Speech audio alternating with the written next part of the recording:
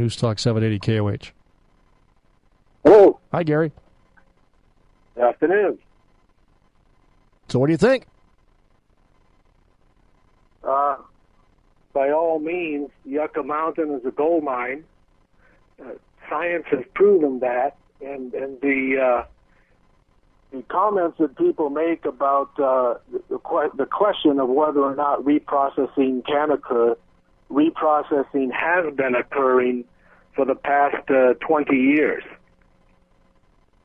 The safety of Yucca Mountain basically was proven in the initial the Yucca Mountain application had an initial review, which was what do they designate those as? Preliminary release of the project, proved beyond it, and that's the reason that the politics moved to stop the completion of the Yucca Mountain study, because they knew it was going to come out proving that it was safe. Every nuclear manufacturer or nuclear energy supplier in the world, China, Japan, Russia, the UK, South Korea, every single one of them has come to the conclusion through all of their independent studies that solid geologic underground storage was the best method of storing solid nuclear waste, spent nuclear fuel. The current version of the Yucca Mountain application made provisions for the capsules to be stored, but also retrievable, so that in 50 years from now, as we wished, we would be able to take those materials out and reprocess them. Even today, not this country, but some foreign countries are working on fourth-generation nuclear reactors and thorium-based reactors that would literally be able to burn the spent fuel rods that we would be putting into basically a safe deposit box for 25 or 50 years. Will be 100%, they call it closing the fuel cycle, and they will 100% burn all of our current status or stage of the wasted fuel that we have. So they're working on that right now, but they're not there yet, but that's the next generation? Is that what you're saying? Correct. Okay, I see here a note from Phil, Gary. You're with something called the U.S. Nuclear Energy Foundation, is that correct? That's correct. Okay, tell us what that is. Basically, it's a foundation that we launched in 2006, primarily to advocate the advantages of nuclear energy power generation. Right. And secondarily, the Yucca Mountain has been an issue all along, as far as long-term permanent storage, and so we got into studying that also. I can give you some quick numbers. I don't remember all of them, but I could certainly tell you. We talked with a local UNR professor who is the editor for Nuclear Technology magazine, published by the American Nuclear Society. And they ran some calculations on the current 66,000 metric tons that are theoretically supposed to be stored at Yucca. Right. That volume of spent fuel has a current day reprocessed value of about $12 billion. Ooh-wee. So I guess the logical question, Gary, is what's the holdup on that? What is everybody afraid of? Why is there still a dispute about the science? It's simply politics, and I'm not sure what the reasons are. If it is only cash flow, but I think, well, one of the things that we're currently working on an outline to submit a grant proposal. We're not even sure where yet, But we feel that one of the things that's been really unfortunate about the state of Nevada and its grassroots citizens is that the people have been misled by the media and politics.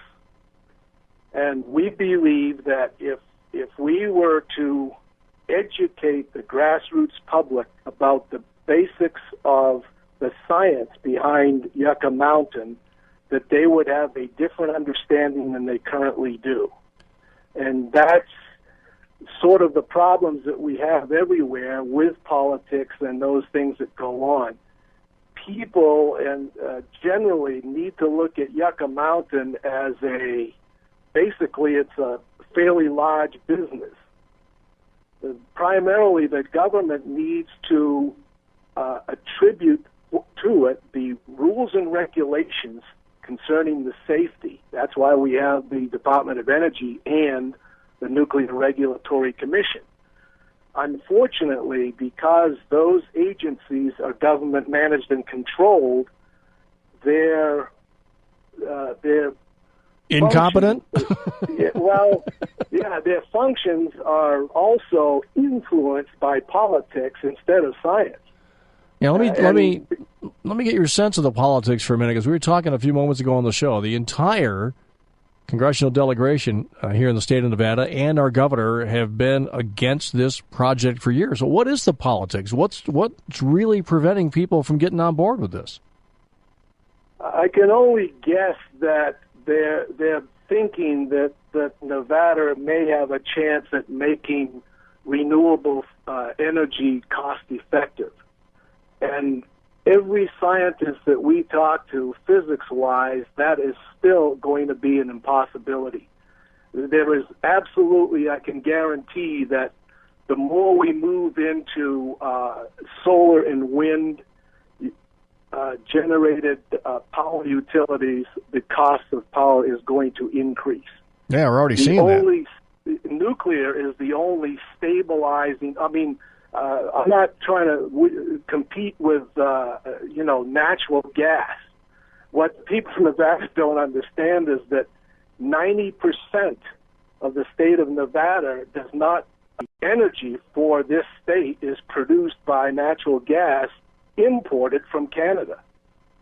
We have no energy generation in the state of Nevada, and these things that they're putting up as far as solar and things like that, they're fair-sized installations, but nuclear power operates at 97% capacity, 24/7, 365, for 60 years.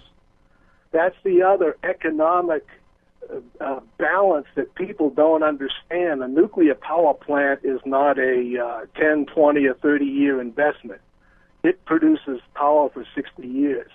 Today in Europe, the nuclear plants are generating $10 million a day net profits. And Germany was asking a few months ago, they were asking the nuclear industry to supplement their solar and wind experiments or subsidize those renewables there. We're in touch with people at the Heritage Foundation. There are about 26 stakeholders, the Heritage Foundation, the Nuclear Energy Institute, the American Nuclear Society. There is quite a stack of them, including the U.S. electrical workers, IEEE, the electrical workers unions, that all want to develop nuclear. And most of them are in agreement that we need, or the public somehow needs to get the government to develop these public-private partnerships.